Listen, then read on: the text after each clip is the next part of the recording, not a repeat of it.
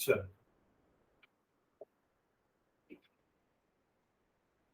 Last class में अपन ने electrochemical cell का कंस्ट्रक्शन देखा था, उसका वर्किंग देखे और कैसे हम एक इलेक्ट्रोकेमिकल सेल को रिप्रेजेंट करेंगे।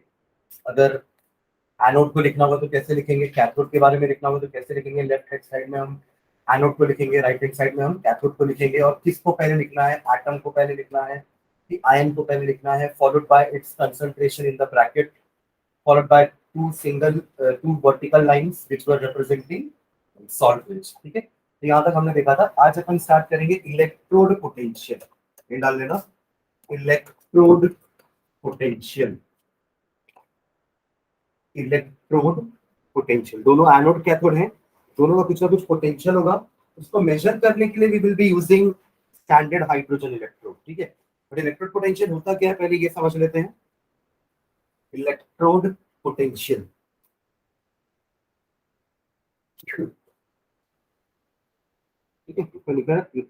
if metal ions have if metal ions have if metal ions have higher tendency to get reduced,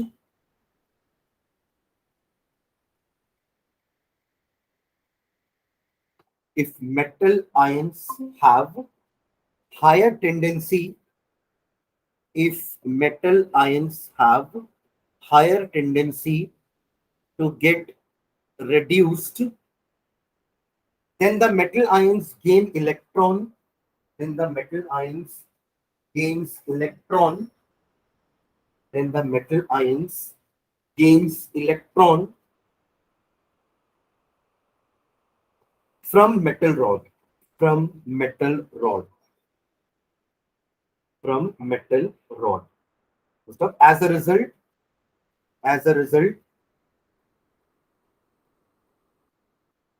metal rod will develop. As a result, metal rod will develop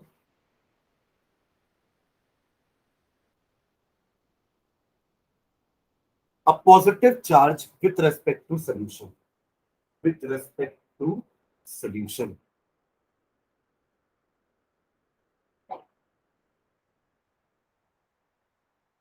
तो read करके समझो क्या लिखा हुआ है, क्या समझ में आ रहा है इससे।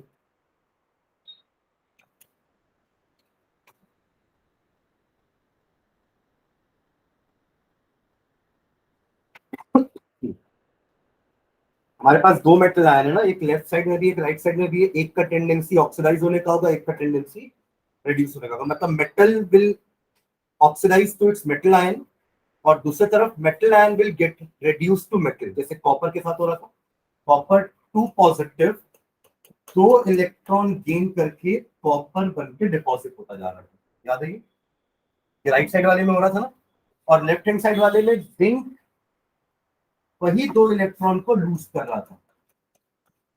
तो इसके कारण जिंक वाली रॉड नेगेटिवली चार्ज हो गई और इसके कारण कॉपर वाली रॉड पॉजिटिवली चार्ज हो गई। ठीक है, वही अभी अपन ने इसके बारे में लिखा है। ठीक है, जनरल रिएक्शन ये लिख लो ऊपर, m to the power n positive will gain n electron to become m। समझ में आ रहा है ये जनरल रिएक्शन। इसका एक एग्जांपल नीचे लिखा हुआ है ना। कोई भी मेटल आयन होगा, अगर उसका चार्ज n पॉजिटिव है तो it will gain n electrons to become m। For example, अगर कोई मेटल आयन जिसका चार्ज 2 पॉजिटिव है, it will gain 2 electron and will become neutral atom. Ag के केस में अपन देखा Ag 1 पॉजिटिव था, तो it will be gaining 1 electron and will become neutral atom, deposit हो जाएगा। ठीक है, तो ये हुआ रिडक्शन हाफ रिएक्शन, उसमें इलेक्ट्रॉन्स का गेन हुआ है एंड जिसके कारण आपकी रॉड पॉजिटिवली चार्ज हो गई, पॉजिटिव पोल, कैथोड। याद है, उल्टा। ठीक है, नेक्स्ट टाइम में यही चीज ऑक्सीडेशन के भी लिखेंगे, नीचे लिखना, if a metal has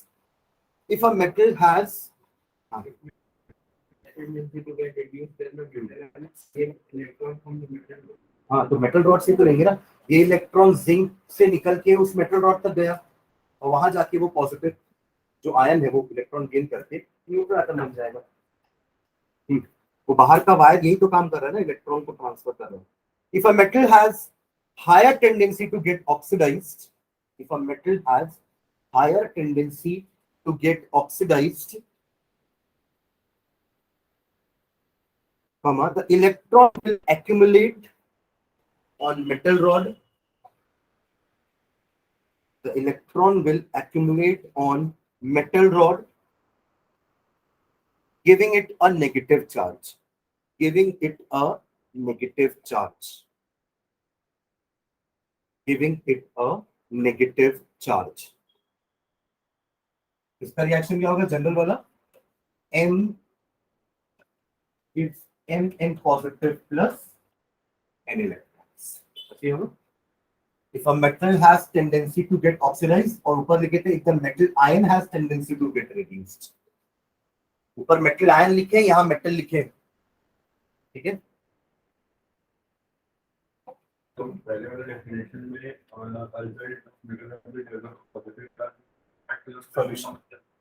solution में देखो, सॉल्यूशन में copper two positive SO4 two negative को छोड़ के डिपॉजिट होता जा रहा है, तो सॉल्यूशन आपका नेगेटिवली चार्ज हो गया। तो विद रिस्पेक्ट टू सॉल्यूशन आपका रॉड पॉजिटिव चार्ज है या कम नेगेटिव है, बोल सकते। सॉल्यूशन ज्यादा नेगेटिव है, रॉड कम नेगेटिव है या पॉजिटिव, ठीक है? हो गया ये वाला रिएक्शन। सेकंड वन इसे लिखना, thus in either case thus in either case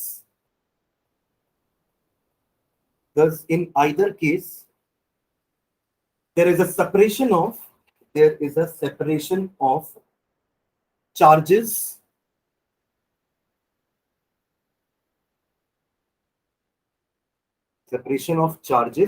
between the metal rod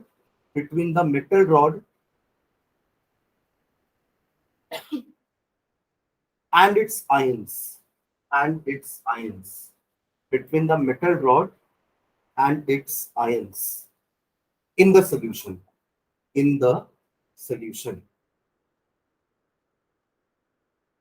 So as a result, a potential difference exists between them. As a result, a potential difference exists between them, which is known as electrode potential.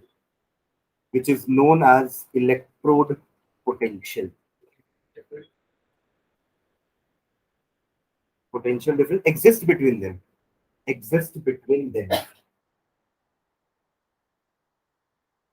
which is known as electrode potential. देखो हम ये जो बात कर रहे हैं ना, ये इंडिविजुअल इलेक्ट्रोड का पोटेंशियल है। ये एनोड है, ये आपका कैथोड है। कैथोड में जो रॉड डिप्ड है वो पॉजिटिवली चार्ज्ड है, जबकि यहाँ पे जो आयंस है वो नेगेटिवली चार्ज्ड है। हम इन सेपरेशन की बात कर रहे हैं, समझ रहे हो? Positively charged rod and negatively charged solution. In the same way anode में negatively charged rod and positively charged solution, Zn2 positive बनता जाएगा सॉल्यूशन में, समझ रहे? इस डिफरेंस ऑफ चार्जेस की बात कर रहे हैं, इसी को पोटेंशियल डिफरेंस बोल रहे हैं, एक का इंडिविजुअल जिसको हम इलेक्ट्रोड पोटेंशियल नाम दे रहे हैं। हाँ, ओवरऑल जो इन दोनों के बीच का है उसे हम ईएमएफ बोलेंगे, सेल का। समझ रहे मैं क्या बोल रहा हूँ?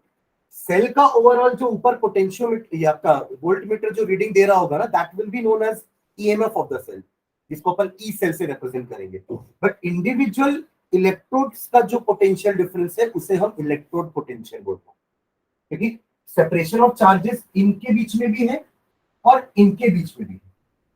समझ में आ रही है क्या बोल रहा हूं मैं? इनके बीच में सेपरेशन ऑफ चार्जेस है, इनके बीच में सेपरेशन ऑफ चार्जेस है, तो इनके लिए अपन इंडिविजुअली इलेक्ट्रोड पोटेंशियल बोल रहे हैं और पूरे सेल के लिए हम ईएमएफ बोल रहे हैं between this two electrodes. Clear है? अब इस इलेक्ट्रोड पोटेंशियल को हम दो नाम दे सकते हैं, ऑक्सीडेशन इलेक्ट्रोड पोटेंशियल या रिडक्शन आपका रिडक्शन पोटेंशियल। अब डिपेंड करेगा कि उसका पर्टिकुलर इलेक्ट्रोड का क्या हो रहा होगा, ऑक्सीडेशन हो रहा है कि रिडक्शन हो रहा है। समझ रहे? अभी आप Zn और कॉपर वाले केस में क्या होता है, Zn का ऑक्सीडेशन हो रहा है और कॉपर का रिडक्शन हो रहा है। पर यहाँ पे हम ना हाइड्रोजन को रेफरेंस मान के बताएंगे, कॉपर का लिखेंगे हम कि कॉपर का रिडक्शन पोटेंशियल है, जिंक का ऑक्सीडेशन पोटेंशियल है। क्यों? क्योंकि जिंक का हाइड्रोजन के रेस्पेक्ट में ऑक्सीडेशन होगा और कॉपर का हाइड्रोजन के रेस्पेक्ट में रिडक्शन। दैट इज व्हाई अब इनके इलेक्ट्रिक पोटेंशियल को एक नाम और दे देंगे, उनके सामने एक और वर्ड प्रीफिक्स कर देंगे, दैट इज ऑक्सीडेशन या रिडक्शन इलेक्ट्रोड पोटेंशियल। ठीक है, एक और लाइन लिखना नीचे, It is further termed as oxidation potential. It is further termed as oxidation potential. If oxidation takes place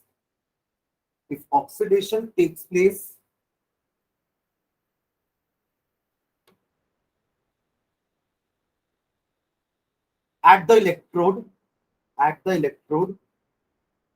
with respect to standard hydrogen electrode, मतलब अगर किसी इलेक्ट्रोड में हाइड्रोजन के रेस्पेक्ट में ऑक्सीडेशन हो रहा है, मतलब हाइड्रोजन का रिडक्शन हो रहा होगा, उस इलेक्ट्रोड का ऑक्सीडेशन हो रहा होगा, तब आप उसके इलेक्ट्रोड पोटेंशियल को ऑक्सीडेशन पोटेंशियल भी बोल सकते हैं, ठीक है। and is called reduction potential if and is called reduction potential if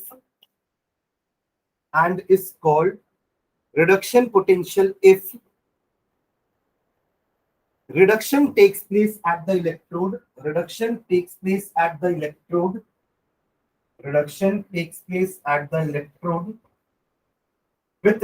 to standard hydrogen electrode,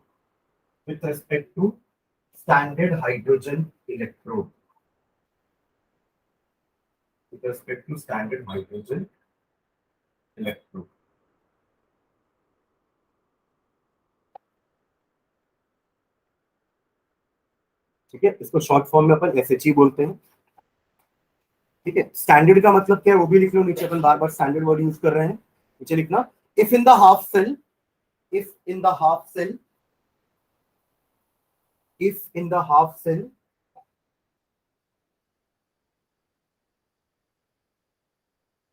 the metal rod is suspended in a solution of the metal rod is suspended, लटकी हुई है, is suspended in a solution of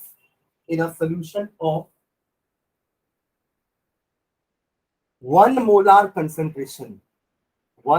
concentration, यानी कि concentration उस electrolyte का 1 m है, 1 mole per liter, and the temperature is kept at 298 Kelvin,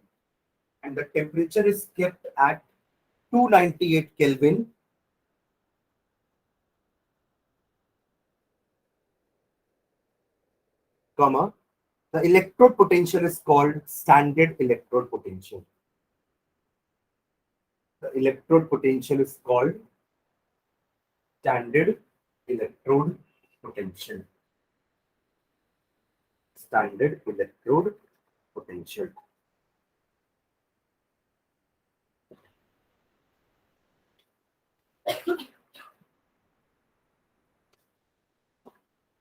ठीक है, एसएचई हेड डाल लेना। स्टैंडर्ड हाइड्रोजन इलेक्ट्रोड क्या होता है उसके बारे में पढ़ते हैं।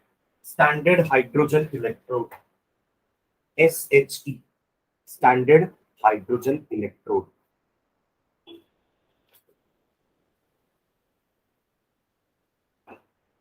तो ये एक ऐसा रेफरेंस इलेक्ट्रोड होता है ना, जिसके हेल्प से हम बाकी किसी भी इलेक्ट्रोड का इलेक्ट्रिक पोटेंशियल कैलकुलेट कर सकते हैं, क्योंकि हम इसका इलेक्ट्रोड पोटेंशियल स्टैंडर्ड वाला 0 मान के चलते हैं। तो जो भी देखो यहाँ पे इससे एक रॉड निकला ना वायर, वो यहाँ पे मतलब किसी और के साथ कनेक्ट होगा, ये अकेला तो एक ही इलेक्ट्रोड होगा ना, सेल तो 2 इलेक्ट्रोड से बनेगा, एनोड एंड कैथोड। तो ये हाइड्रोजन इलेक्ट्रोड किसी भी तरीके से बिहेव कर सकता है, it can behave like anode, it can behave like cathode, समझ रहे हैं। अगर ये एनोड की तरह बिहेव करेगा तो उसके साथ जो कनेक्टेड होगा वो कैथोड होगा, मतलब उसका रिडक्शन होगा, तब उसके लिए पोटेंशियल अपन रिडक्शन पोटेंशियल बोलेंगे। और इसके साथ अगर अपन ने ऐसा कुछ कनेक्ट कर दिया जिसका ऑक्सीडेशन होगा तो इसका रिडक्शन होगा, उस केस में उसके पोटेंशियल को हम ऑक्सीडेशन पोटेंशियल बोलेंगे। ये अभी अपन ऊपर लिखे हैं, समझ में आ रही है। जो वैल्यूज आएंगी ना हमारी वोल्ट में आएगी वैल्यूज, वो वैल्यूज इलेक्ट्रोड पोटेंशियल ही कहलाएंगी, बट ऑक्सीडेशन पोटेंशियल है कि रिडक्शन पोटेंशियल है वो डिपेंड करेगा कि हाइड्रोजन के साथ उनका क्या हुआ है ना। क्लियर है ना। हमने जो रिएक्टिविटी सीरीज पढ़ी हुई है ना क्लास 10th में, उसमें जितने भी हाइड्रोजन के ऊपर हो वो सब हाइड्रोजन से रिएक्टिव होते हैं, मतलब हाइड्रोजन के रिस्पेक्ट में उनका ऑक्सीडेशन होगा। जैसे जिंक हो गया आपका, आयरन हो गया, मैग्नीशियम हो गया, एल्यूमिनियम हो गया, ये सब ऊपर रहते हैं ना, पोटेशियम, सोडियम। और कॉपर के सॉरी हाइड्रोजन के नीचे आपका कॉपर, सिल्वर, गोल्ड, प्लैटिनम, ये सब रहता है, मर्क्यूरी, ये सब आपके हाइड्रोजन के नीचे, which are less reactive than hydrogen. तो अगर आपने इनको लिया हाइड्रोजन के साथ तो हाइड्रोजन का ऑक्सीडेशन होगा और उनका रिडक्शन होगा। है क्लियर? ये समझना जरूरी है, तभी हम एक सेल कंस्ट्रक्ट कर पाएंगे ना। मुझे पता होना चाहिए कि जो इलेक्ट्रोड्स मैं ले रहा हूं उनमें से कौन सा एनोड की तरह बिहेव करने वाला है और कौन सा कैथोड की तरह। तभी आप ई सेल की वैल्यू भी निकाल पाओगे, क्योंकि ई सेल की वैल्यू अगर आपको क्वेश्चन में निकालने बोलेगा तो ई सेल आपका होता है ई कैथोड माइनस ई एनोड। अब आप ये वैल्यू टेबल से तो देख लोगे, बट आपको पता होना चाहिए कि किसको माइनस किससे करना है। समझ रहे मैं क्या बोल रहा हूँ? आपने मान लो जिंक और कॉपर वाले सेल में गलती से जिंक को कैथोड मान लिया, कॉपर को एनोड मान लिया। समझ लो क्या गलती होने वाली है? जिंक को आपने कैथोड मान लिया, आपने टेबल से इसकी वैल्यू देखी, आपने यहां रख दिया उसको कैथोड के लिए, और कॉपर की वैल्यू देखी, यहां रख दिया आपने एनोड के लिए। जब आप माइनस करेंगे तो ये आंसर कुछ और आएगा, मे बी आंसर नेगेटिव आए, पर किसी भी सेल का पोटेंशियल नेगेटिव नहीं होता। कभी भी आप मार्केट में जाएंगे तो -5 वोल्ट की बैटरी नहीं मांगते हैं, राइट? 5 वोल्ट की बैटरी होती है, 1.1 वोल्ट की बैटरी होती है, सेल होता है। तो किसी भी सेल का पोटेंशियल हमेशा पॉजिटिव होता है, और पॉजिटिव वैल्यू तभी आएगी जब आपने कैथोड एनोड को सही प्रिडिक्ट किया होगा। समझ रहे हैं? तभी तो उसका टेबल का एक सिग्निफिकेंस है ना, जिसकी रिडक्शन पोटेंशियल वैल्यू पॉजिटिव होगी या हायर होगी उसका रिडक्शन होगा। मैंने बताया था उस समय भी, वो टेबल में कैसे अरेंज्ड है values, in the decreasing order of reduction potential value. सबकी रिडक्शन पोटेंशियल वैल्यू लिखी हुई है, भले उस इलेक्ट्रोड का हाइड्रोजन के रेस्पेक्ट में ऑक्सीडेशन हुआ होगा। ध्यान से समझना क्या बोल रहा हूं मैं। जैसे फॉर एग्जांपल जिंक का हाइड्रोजन के रेस्पेक्ट में जब लिया गया होगा, यहाँ पे जिंक रॉड लगा दिया उन्होंने, ठीक है, तब उस केस में जिंक का ऑक्सीडेशन हुआ होगा और हाइड्रोजन का रिडक्शन हुआ होगा। तो जो पोटेंशियल की वैल्यू आ रही होगी ना, वो जिंक की ऑक्सीडेशन पोटेंशियल रही होगी, ठीक है। बट इसका साइन रिवर्स कर दोगे तो वो रिडक्शन पोटेंशियल हो जाएगी। आप रिएक्शन उल्टा करो ना तो वो ऑक्सीडेशन रिएक्शन रिडक्शन हो जाएगा। कैसे? जिंक ने जब 2 इलेक्ट्रॉन लूज किया तब वो बना Zn2 पॉजिटिव। इस रिएक्शन को उल्टा कर दोगे तो Zn2 पॉजिटिव ने 2 इलेक्ट्रॉन गेन किया तो वो बन गया जिंक। तो अगर फॉरवर्ड रिएक्शन ऑक्सीडेशन है तो रिवर्स रिएक्शन रिडक्शन है, राइट? देखिए ऑक्सीडेशन रिडक्शन अपोजिट होते हैं ना डेफिनेशन में। तो अगर इसकी वैल्यू फॉर एग्जांपल -80 आ रही, -0.80 वोल्ट आ रही होगी ऑक्सीडेशन पोटेंशियल, तो इसको उल्टा कर दोगे तो +0.80 वैल्यू उसका रिडक्शन पोटेंशियल होगा। तो टेबल में सबका रिडक्शन पोटेंशियल ही लिखा हुआ है, बट दैट डजंट मीन कि सबका रिडक्शन हो रहा है हाइड्रोजन के रेस्पेक्ट में। समझ में आ रही बात मैं क्या बोल रहा हूँ? हाइड्रोजन के रेस्पेक्ट में सबका रिडक्शन नहीं होता। जो हाइड्रोजन से ज्यादा पावरफुल होंगे उनका ऑक्सीडेशन होगा, बाकी सबका रिडक्शन होगा। बट टेबल में यूनिफॉर्मिटी मेंटेन करने के लिए हमने सबका रिडक्शन पोटेंशियल लिखा हुआ है। Am I clear? सबका स्टैंडर्ड रिडक्शन पोटेंशियल लिखा हुआ है। स्टैंडर्ड क्यों? क्योंकि उसका मेजरमेंट स्टैंडर्ड कंडीशन में लिया गया है। What is the standard condition? अभी लिखे अपन 1 molar concentration and 298 kelvin, that is the standard condition. हमने दोनों सेल्स को स्टैंडर्ड कंडीशन में लिया। Am I clear? दोनों इलेक्ट्रोड्स को हमने स्टैंडर्ड कंडीशन में लिया और इनके बीच में वोल्टमीटर लगा के हमने उसकी वैल्यू मेजर की। अब अगर वो ऑक्सीडेशन पोटेंशियल है तो हम माइनस कर देंगे, मतलब उसका साइन रिवर्स करके लिखेंगे टेबल में, ताकि उसका रिडक्शन पोटेंशियल दिखे टेबल में। अब जिसका रिडक्शन पोटेंशियल ज्यादा उसका रिडक्शन होगा, और जिसका रिडक्शन पोटेंशियल कम उसका ऑक्सीडेशन होगा। है ना क्लियर? ये तो अपन इलेक्ट्रोलिसिस में भी लिखे थे कि रिडक्शन उसी का होगा जिसका रिडक्शन पोटेंशियल वैल्यू ज्यादा होगा। तो आप टेबल से देख के समझ में आ जाएगा आपको कि अगर जिंक और कॉपर रॉड ले रहे हैं तो जिंक का रिडक्शन पोटेंशियल कम है, कॉपर का रिडक्शन पोटेंशियल ज्यादा है, तो कॉपर का रिडक्शन होगा, जिंक का ऑक्सीडेशन होगा। कॉपर और सिल्वर लेके देखेंगे तो सिल्वर का रिडक्शन पोटेंशियल ज्यादा है, कॉपर का रिडक्शन पोटेंशियल कम है, तो सिल्वर का रिडक्शन होगा, कॉपर का ऑक्सीडेशन होगा। अकॉर्डिंगली हम लेफ्ट राइट साइड में वही लिखेंगे भी और रखेंगे भी। जब सेल बनाएंगे या जो भी, जैसे अपन डायग्राम बनाते हैं फॉर एग्जांपल, तो हम लेफ्ट साइड में कॉपर को रखेंगे, राइट साइड में सिल्वर को रखेंगे। और इसको रिप्रेजेंट करना होता है तो हम लेफ्ट साइड में कॉपर को लिखेंगे Cu dash Cu2 positive double dash Ag positive dash Ag। Representation ये थे लास्ट क्लास में हम। तो इसलिए ये पहचानना जरूरी है कि किसका रिडक्शन हो रहा है, किसका ऑक्सीडेशन हो रहा है। तो वो टेबल का ये एक इंपॉर्टेंस है, ठीक है। ओके, क्या लिखे हैं, स्टैंडर्ड हाइड्रोजन इलेक्ट्रोड, इसमें लिखना the value of electrode potential of a single electrode, the value of electrode potential of a single electrode, the value of electrode potential of a single electrode can only be measured by using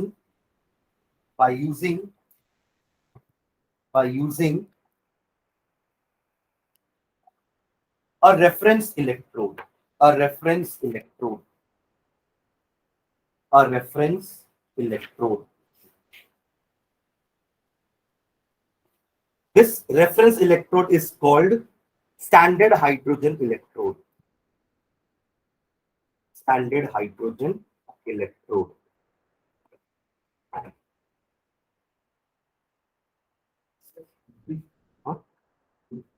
This reference electrode is termed as standard या known as standard hydrogen electrode, SHE.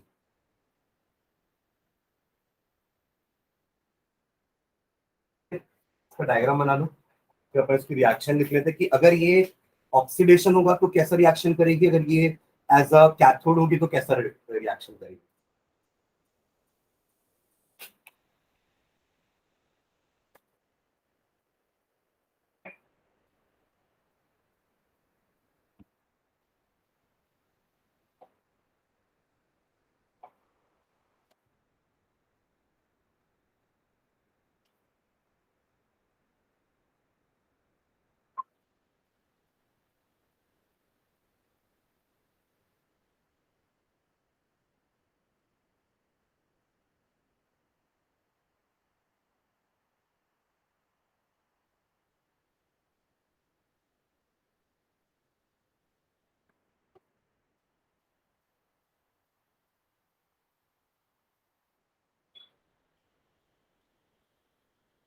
हम hydrogen की electrode नहीं बना सकते ना, hydrogen gas है, तो हमने यहाँ क्या लिया हुआ है, प्लैटिनम, ठीक है। Platinum is an inert electrode, पढ़ा हमने इनर्ट इलेक्ट्रोड कहीं पे, इलेक्ट्रोलिसिस के प्रोडक्ट में हम पढ़ रहे थे ना कि इलेक्ट्रोलिसिस में डिपेंड करेगा कि प्रोडक्ट क्या होगा, अगर आपका इलेक्ट्रोड रिएक्टिव है या इलेक्ट्रोड अगर इनर्ट है। इनर्ट है तो इलेक्ट्रोड कुछ रिएक्शन नहीं करेगी, बट अगर एक रिएक्टिव इलेक्ट्रोड है तो उससे भी कुछ ना कुछ रिएक्शन होगा।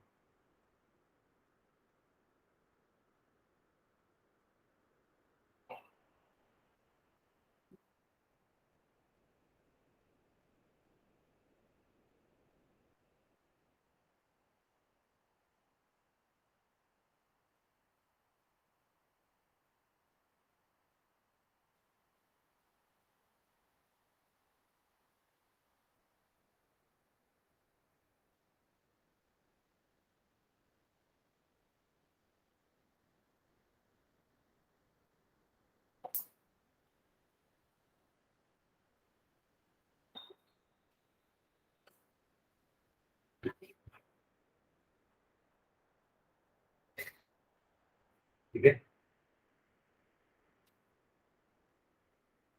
ठीक है, नीचे एक लाइन लिखना है इसके कंस्ट्रक्शन के बारे में। In S H E in S H E hydrogen gas at 1 bar pressure, in SHE, hydrogen gas at 1 bar pressure is passed into is passed into 1 m, मतलब 1 molarity HCl at 298 Kelvin, at 298 Kelvin, in which a foil of platinum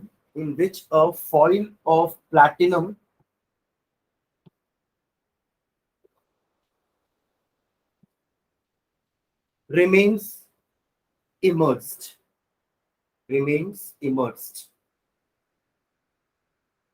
मतलब it simply act as an inert electrode. It simply act as an inert electrode.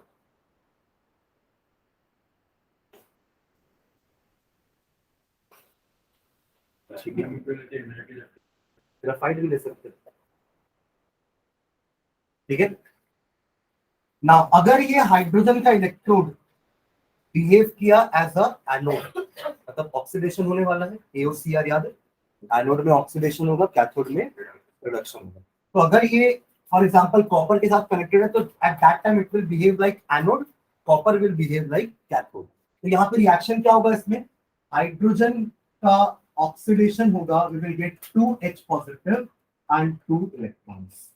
Okay, oxidation, removal of electron, loss of electron. और अगर यही electrode as a cathode behave करेगा तो ये 2H positive जो HCl का है, अभी अपन ने दोनों लिया, समझ रहे हैं आप लोग। H2 क्यों लिया गया है, ताकि H2 ऑक्सीडाइज होगा लाइक दिस, और HCl क्यों लिया गया है, ताकि H पॉजिटिव रिड्यूस होके H बनेगा। तो H पॉजिटिव 2 इलेक्ट्रॉन्स और आपको H2, ठीक है। तो नीचे एक लाइन लिखना, when this electrode act as anode, when this electrode acts as anode,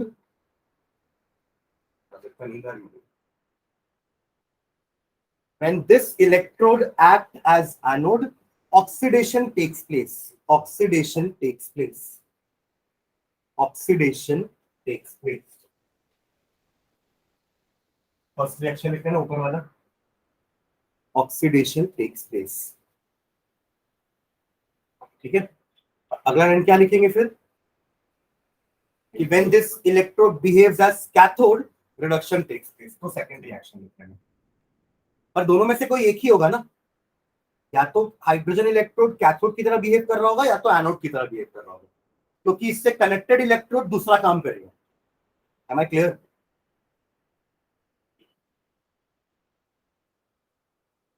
When this electrode act as cathode, reduction takes place और ये उस पर रिएक्शन हो जाएगा।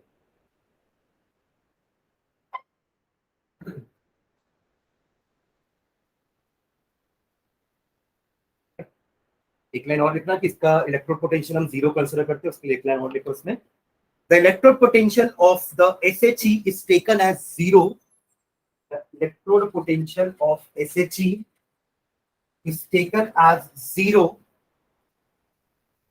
बट वो भी सिर्फ स्टैंडर्ड कंडीशन में, ठीक है। अगर आपने कंडीशंस चेंज की तो इसका पोटेंशियल भी चेंज जाएगा। Taken as zero at 298 kelvin, at 298 kelvin. नहीं कर हाँ चलिए, तभी तभी अपन नर्स इक्वेशन पढ़ेंगे। नर्स इक्वेशन अलग ही कंसंट्रेशन और टेम्परेचर के ऊपर डिपेंडेंट वैल्यूज बताएगा। एक एग्जांपल लेना नीचे, example,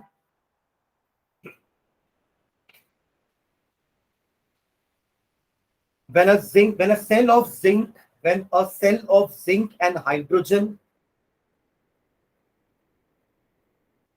when a cell of zinc and hydrogen is made, comma, the EMF of the cell comes out to be, the EMF of the cell comes out to be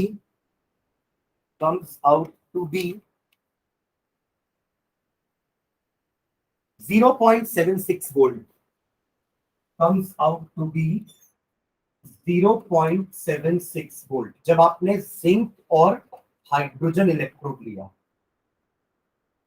तो ये zinc की कौन सी value होगी, oxidation potential, क्योंकि zinc का hydrogen के respect में oxidation होता है। समझ में आ रही क्या बात बोल रहा हूँ, है ना। पर टेबल में ये वैल्यू माइनस में लिखी हुई है, क्यों, क्योंकि वो reduction potential. Am I clear? यहाँ ये किसकी वैल्यू है, when Zn gives Zn2 positive plus 2 electron, तो इलेक्ट्रोड पोटेंशियल है आपका 0.76 वोल्ट, ठीक है। पर टेबल में ये नहीं लिखा हुआ, टेबल में रिएक्शन क्या लिखा हुआ है, Zn2 positive plus 2 electrons gives Zn, इसलिए उसकी वैल्यू भी क्या लिखी हुई है, -0.76 वोल्ट। आपको समझ में आ रहा है मैं क्या बोलना चाह रहा हूँ। जिंक का हाइड्रोजन के रेस्पेक्ट में ऑक्सीडेशन हुआ है, तो पोटेंशियल जो आई थी वो पॉजिटिव थी, that was an oxidation potential. But table में ये माइनस में लिखे हुए तो कंफ्यूज नहीं होगा, क्योंकि टेबल में वो रिडक्शन पोटेंशियल वैल्यूज लिखी हुई है। ठीक है, क्लियर है? एक और लिख लो कॉपर वाला भी, तो ये लिखे ना माइनस प्लस लिखो ना 0.76 वोल्ट, ब्रैकेट में ना लिखेगा oxidation potential, oxidation potential. Copper के लिए लिख लो, when a cell of copper and hydrogen was made, hydrogen and copper, या copper and hydrogen was made,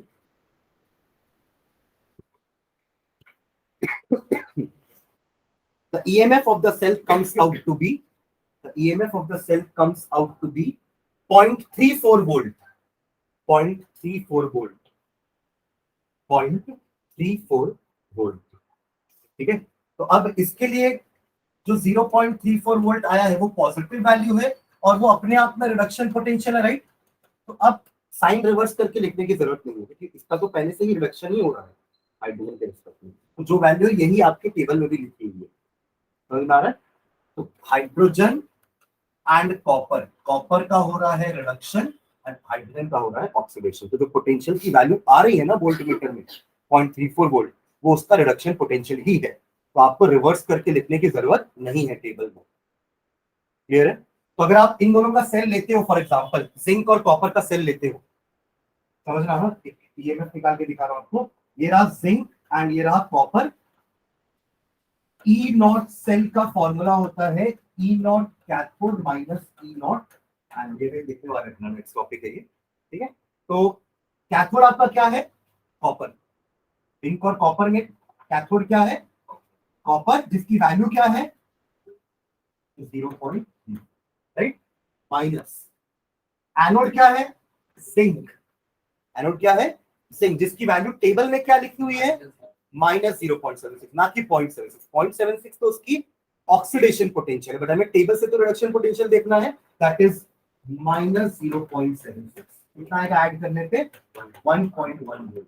ये लिखे थे अपन शायद उस दिन जब डेनियल सेल के बारे में लिख रहे थे ना, कि डेनियल सेल का जो ईएमएफ होता है सेल का, वो 1.1 वोल्ट होता है। और याद है 1.1 वोल्ट से ज्यादा का एक्सटर्नल सप्लाई दोगे तो रिवर्स प्रोसेस होगा, रिचार्जिंग, याद है? तो ऐसे हम किसी भी सेल का ईएमएफ निकाल सकते हैं। इलेक्ट्रोड पोटेंशियल मत बोलना, सेल का ईएमएफ होता है, इंडिविजुअल इलेक्ट्रोड्स का इलेक्ट्रोड पोटेंशियल होता है जो टेबल में लिखा हुआ। वो टेबल से वैल्यू देख के हमें यहाँ पुट करना है, बट पुट करने से पहले हमें समझ में आना चाहिए कि कौन कैथोड है और कौन एनोड होगा। समझ में आ रहा है? ठीक है, चलो नेक्स्ट हेडिंग डालना, सेल पोटेंशियल और ईएमएफ ऑफ अ सेल। ये फॉर्मूला लिख लेते हैं, है ना? ये रेडॉक्स रिएक्शन में नहीं पढ़े थे पिछले बार 11th में, ये हट गया था, ये पूरा पार्ट रिपीट है पूरा 11th में, शायद उस समय हट गया होगा। ठीक है, सेल पोटेंशियल और EMF of a cell, cell potential और EMF of a cell. Hyphen डाल के लिखना, the potential difference between the electrode potentials, the potential difference between the electrode potential, the potential difference between the electrode potentials of the two half cells is known as cell potential, is known as cell potential, or EMF of a cell, or EMF of a cell. Two half cells क्या हो गया? The potential difference between the electrode potentials of the two half cells is known as cell potential or EMF of a cell. EMF of a cell. हाँ पूरा था ना, पूरा बस Nernst equation यहाँ नया है। हाँ ये दिया, इससे तो पूछा पड़े तो। ठीक है, ओके, नीचे लिखना मैथमेटिकली, मैथमेटिकली, हाँ वही तो गैल्वेनिक सेल, इससे तुम अभी पूछा ना, पढ़ो। हाँ mathematically, mathematically it can be written as, mathematically it can be written as E naught cell is equals to E naught cathode minus E naught anode. Standard condition लेंगे तो अपन ऊपर ऐसा नॉट लगा रहे हैं, बाकी कंडीशन अगर स्टैंडर्ड नहीं होगी तो ऊपर से नॉट हट जाएगा, इसका फिर फॉर्मूला अलग होगा, ठीक है। नर्स इक्वेशन, हाँ, एलएचएस माइनस आरएचएस इसलिए कि आपका, सॉरी आरएचएस माइनस एलएचएस, ये राइट हैंड साइड में है ना, कैथोड राइट साइड में होता है और एनोड लेफ्ट में होता है ना, तो इसको अपन ई आरएचएस माइनस ई एलएचएस भी बोल सकते हैं, क्योंकि राइट साइड में अपना कैथोड होता है और लेफ्ट साइड में एनोड होता है। नेक्स्ट लाइन में लिखना, अगला हेडिंग डाल के इलेक्ट्रोकेमिकल सीरीज, ये भी क्या होती है शॉर्ट में लिख लेते हैं, electrochemical series, electrochemical series.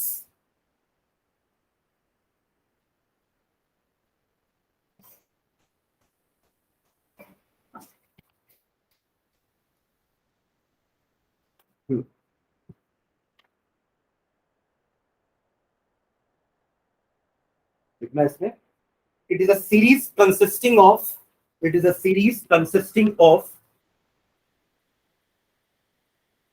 it is a series consisting of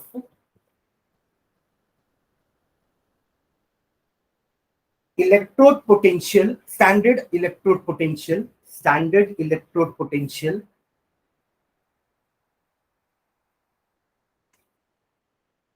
it is a series consisting of standard electrode potential of various electrodes, of various electrodes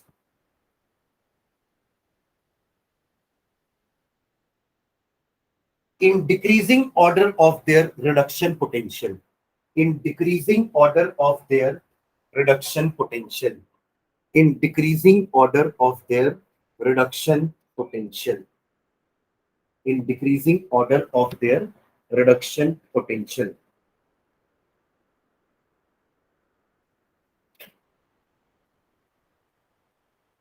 First off, according to latest convention, according to latest convention, the electrode at which reduction takes place, according to latest convention, the electrode at which reduction takes place with respect to SHE, the electrode at which reduction takes place with respect to SHE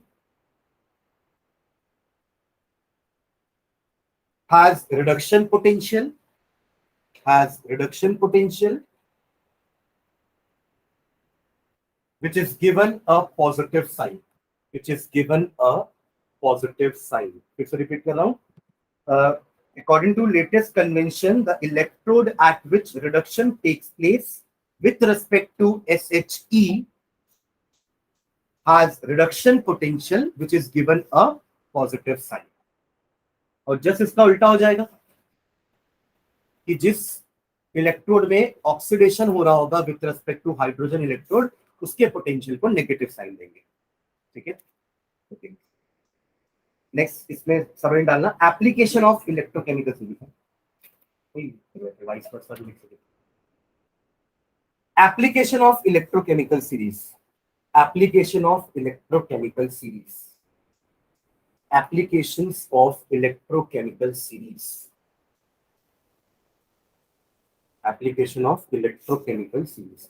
first point लिखना इसमें, पहला application क्या है series का, first point to compare, to compare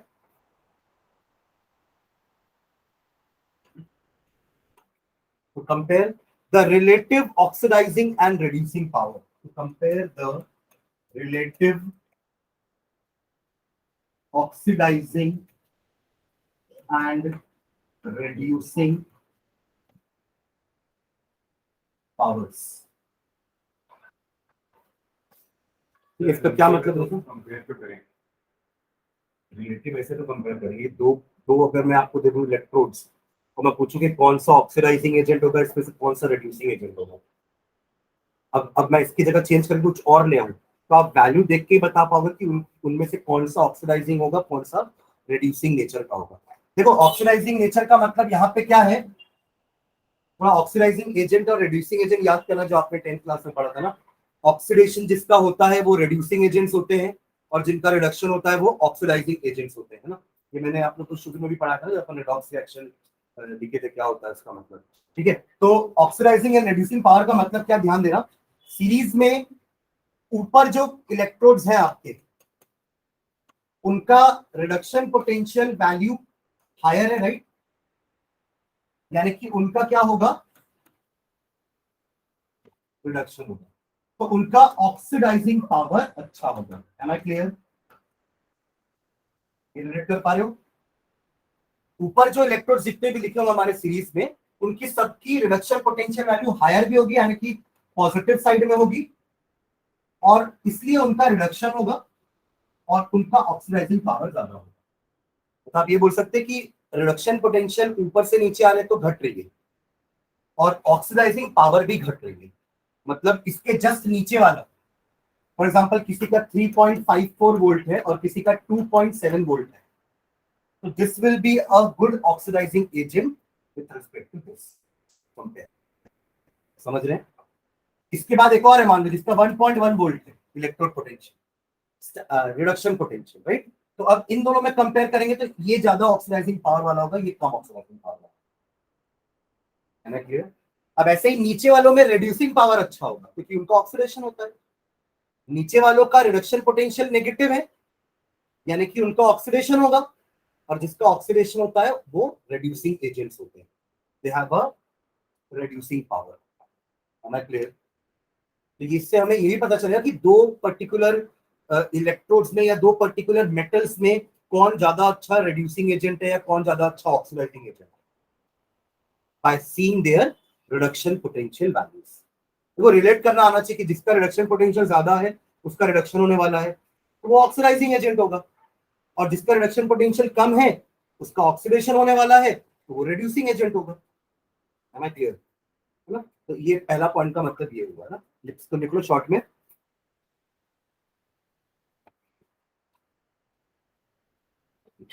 greater the reduction potential, एकदम short में लिखेंगे इसको, आपको समझ जाओगे इतने में।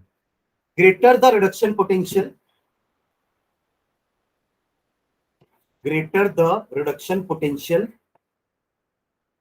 comma, more easily is the substance reduced, more easily is the substance reduced, more easily is the substance reduced,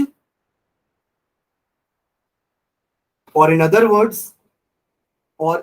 words, stronger oxidizing agent it is, stronger oxidizing agent it is। नहीं समझ में आगे सबको, पढ़ो एक बार, रीड कर लो। जितना ज्यादा रिडक्शन पोटेंशियल ग्रेटर होगा उसका रिड्यूस होने का टेंडेंसी उतना ज्यादा होगा, और उतना ही अच्छा वो ऑक्सीडाइजिंग एजेंट होगा। क्लियर है। इसका ऑपोजिट भी समझ में आ जाएगा ना, रिडक्शन पोटेंशियल कम होगा तो ऑक्सीडाइज होने की टेंडेंसी ज्यादा होगी, रिड्यूसिंग पावर ज्यादा होगा। क्लियर है। तो वो सेकंड वाला नहीं लिख पा रहा हूँ। Done this one. चलो सेकंड पॉइंट लिखना, second application. To compare the relative activities of metal, to compare the relative activities of metals। आप बोल सकते हो कि इसी सीरीज को देख के रिएक्टिविटी सीरीज निकाली गई होगी। हाँ, मेटल रिएक्टिविटी सीरीज का मतलब क्या होता है, the metal which is at top is more reactive than the metal which is at bottom, right. तो जिस to compare the relative activities of metals, metals वो सीरीज मेटल की तो है पूरी, बीच में हाइड्रोजन है बस, बाकी सारे मेटल्स नहीं। ठीक है, हाइड्रोजन से भी कंपेयर कर उस वो हाइड्रोजन इसलिए आया ताकि हम कंपेयर कर सके कि कौन ऐसा है जो हाइड्रोजन को डिस्प्लेस कर सकता है एसिड से और कौन नहीं कर पाएगा। जैसे जिंक कर लेता है हाइड्रोजन को एसिड से डिस्प्लेस, बट कॉपर नहीं कर पाता, सिल्वर नहीं कर पाता, क्योंकि ये सब हाइड्रोजन के नीचे है रिएक्टिविटी। ठीक है, इसलिए हाइड्रोजन को बीच में डालें। ठीक है, लिखो इसमें, greater the oxidation potential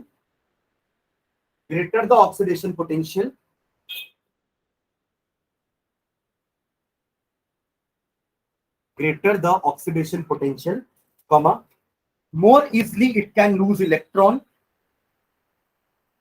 more easily it can lose electron,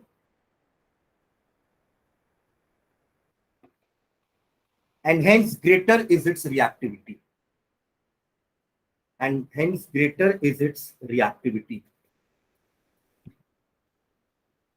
And hence greater is its reactivity. Metal की रिएक्टिविटी हम इसी से मेजर करते हैं ना कि कितना जल्दी वो ऑक्सीडाइज हो रहा है. एक मेटल जल्दी ऑक्सीडाइज होता है, दूसरा मेटल धीरे या लेट ऑक्सीडाइज हो रहा है. मतलब जो ज्यादा जल्दी ऑक्सीडाइज हो रहा है it is reactive than the other. Clear है? तो जिसका ऑक्सीडेशन पोटेंशियल ज्यादा उसका ऑक्सीडेशन होगा और वो ज्यादा रिएक्टिव मेटल होगा. क्लियर है? तो इससे अपन को टेबल से वो भी समझ में आ जाएगा. थर्ड लिखना, third application, to calculate standard EMF of a cell. ये तो अपन पढ़ चुके हैं पीछे. ये जो लिख रहे हैं समझ में आ रहा है क्या लिख रहे हैं? To calculate the standard EMF of the cell, E naught cell. Formula क्या लिखे थे पीछे? E naught cathode minus E naught anode. तो ये वापस नहीं लिखते, बस पॉइंट लिख के छोड़ देंगे.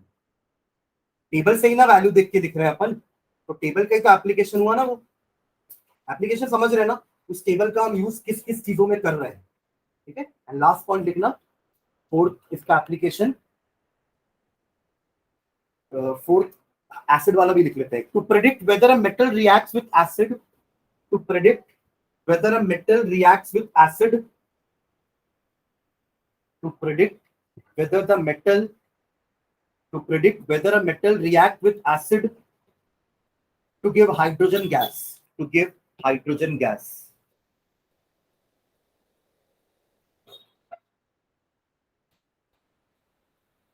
ठीक है?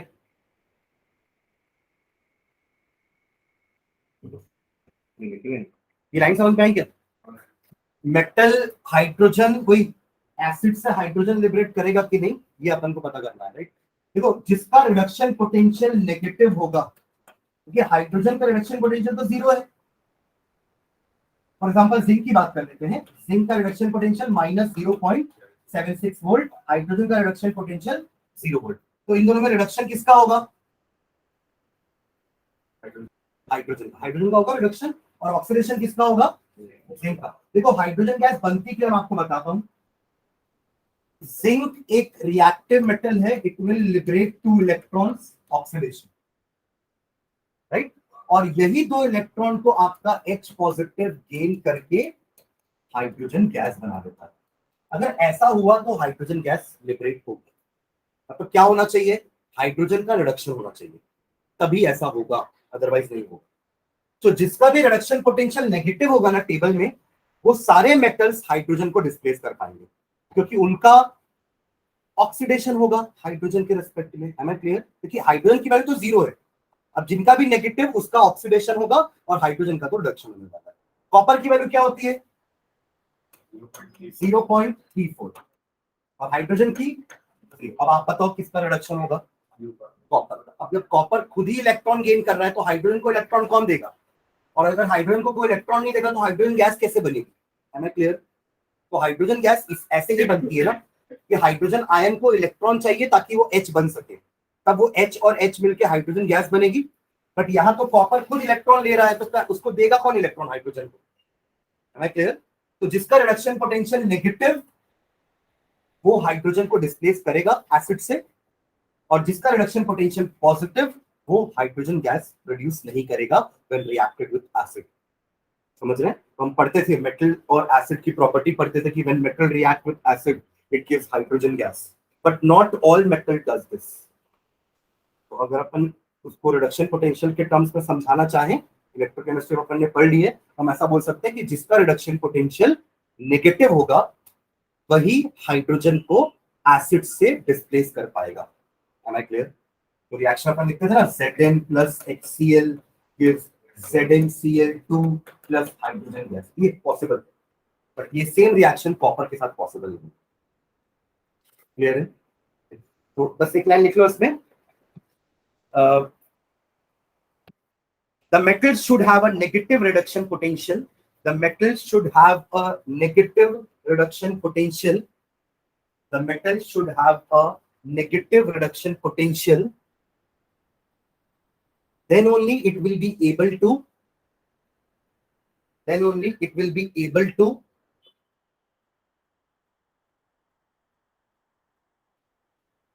oxidize,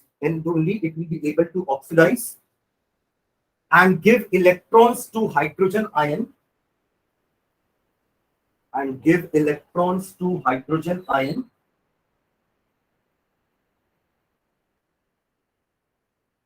so that hydrogen gas is formed.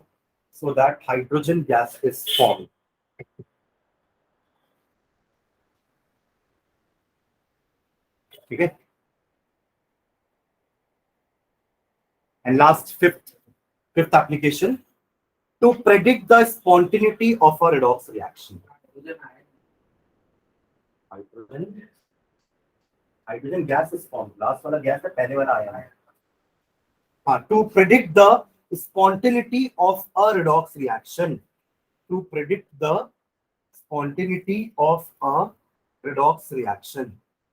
Whether a redox reaction is spontaneous or not, ये भी हमें इस सीरीज के हेल्प से पता चल जाएगा. ठीक है. To predict the spontaneity of a redox reaction. देखो यहाँ मैं दो redox reaction लिख रहा हूँ, ध्यान से देखना. Zn plus Cu2 positive give Cu plus Zn2 positive. ठीक है. और सेकेंड में यहाँ लिख रहा हूँ Zn2 positive plus Cu gives Cu2 positive plus Z. Reverse reaction होता ना.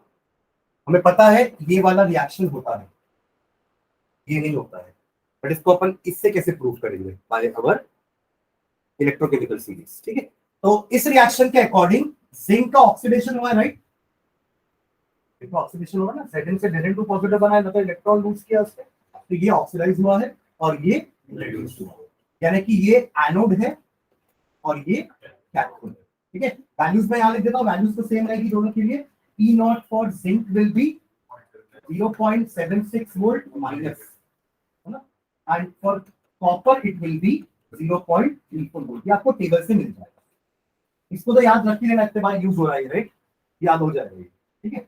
ईजी का भी याद हो जाएगा, एक तो क्वेश्चन करेंगे अपन. ठीक है. यहाँ तक क्लियर है? Now according to our formula E0 cell will be equal to E0 cathode minus E0 anode. तो ये अपन पीछे भी कैलकुलेट किए थे ना. E0 कैथोड मतलब copper 0.34 volt minus of minus 0.76 यानी कि 1.1.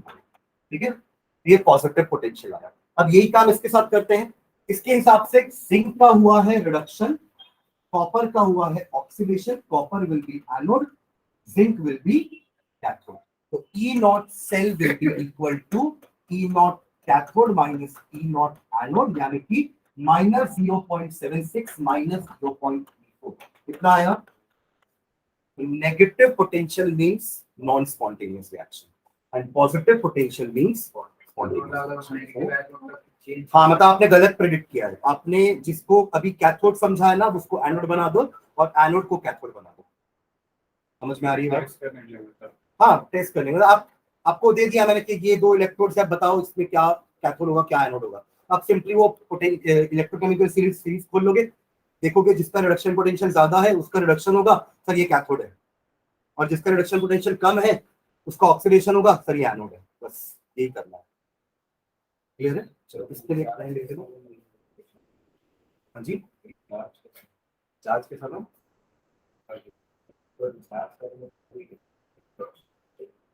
हाँ उल्टा वाला बराबर. तो उसके लिए अपन को बाहर पोटेंशियल देना पड़ेगा.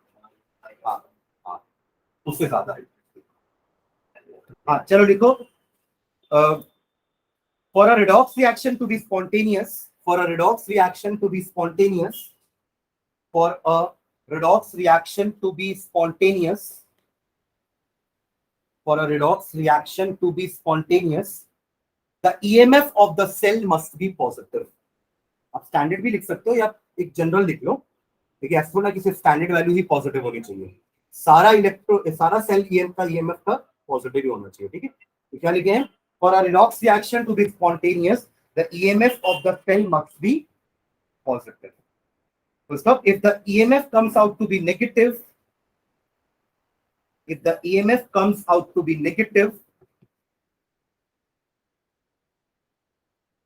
comma, the direct reaction cannot take place. The direct reaction cannot take place, comma, the reverse reaction may take place. Reverse तो होता है ना इसका, नीचे वाले का. The reverse reaction may take place.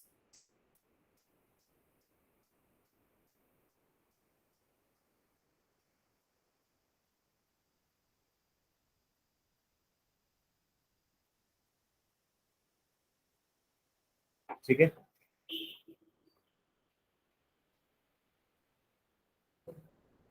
ठीक. एक क्वेश्चन लिखो. predict whether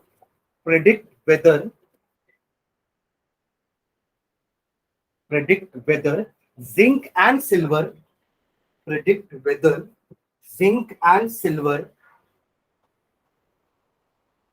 with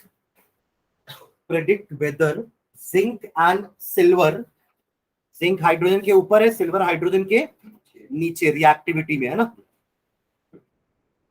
तो predict whether zinc and silver react with 1 m sulfuric acid, 1 molarity sulfuric acid, to give out hydrogen gas or not.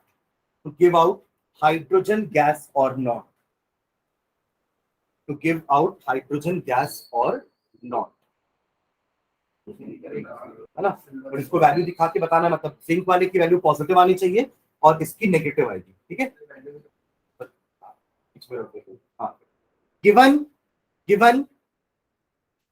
E naught for zinc minus 0.76 volt, given E naught for zinc minus 0.76 volt, and for silver 0.80 volt, and for silver 0.80 volt.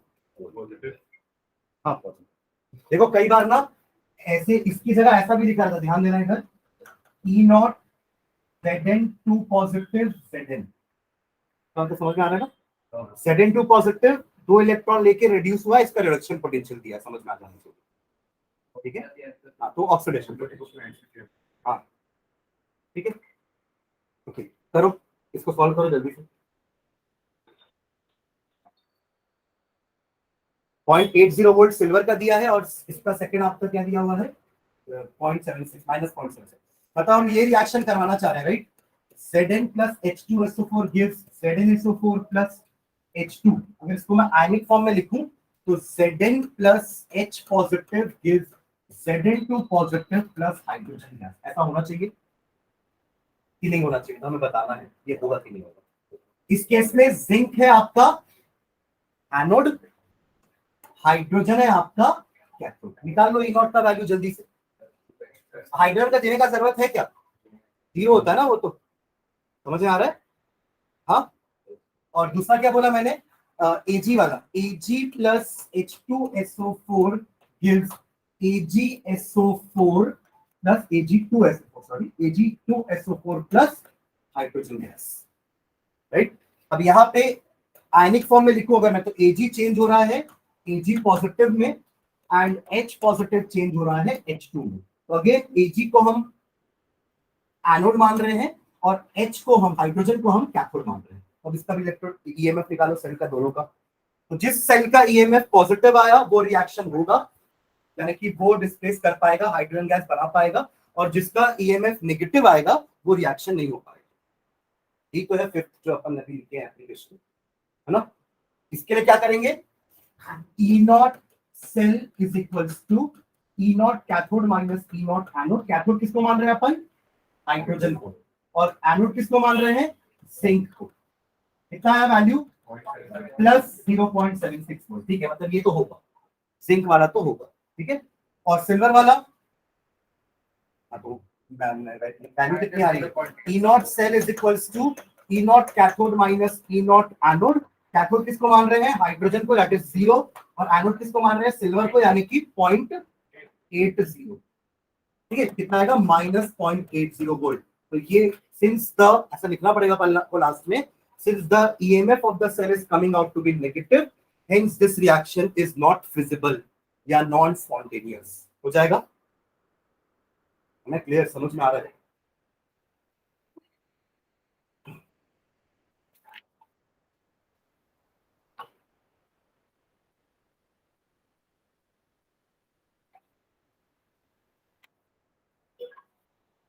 Tania clear है? Yes sir. ठीक है, तो next heading डालना, effect of electrolyte concentration, effect of electrolyte concentration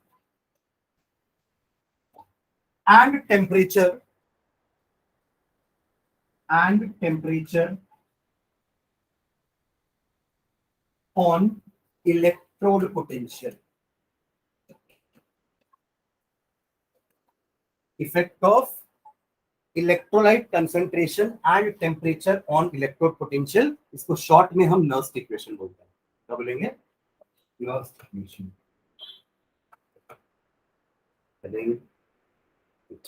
Nernst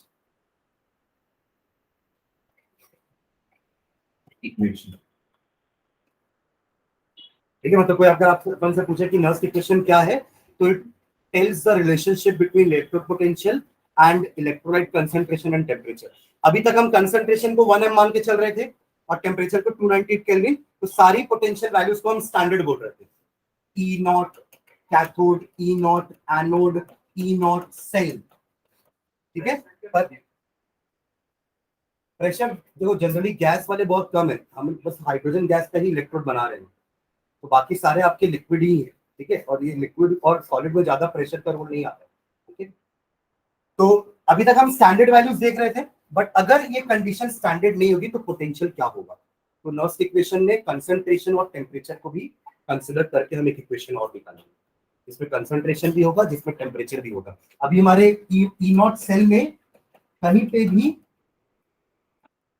temperature और concentration का जिक्र नहीं है, राइट, क्योंकि हमने दोनों को कांस्टेंट रखा हुआ है, 1 मोलार एंड 298 केल्विन। बट अब हम अलग कोई टेम्परेचर लेंगे, अलग कोई कंसंट्रेशन लेंगे और देखेंगे कि वैल्यू स्टैंडर्ड से कम आ रही है कि ज्यादा आ रही है। क्लियर है? इसको अपन नेक्स्ट क्लास में कंटिन्यू करते हैं।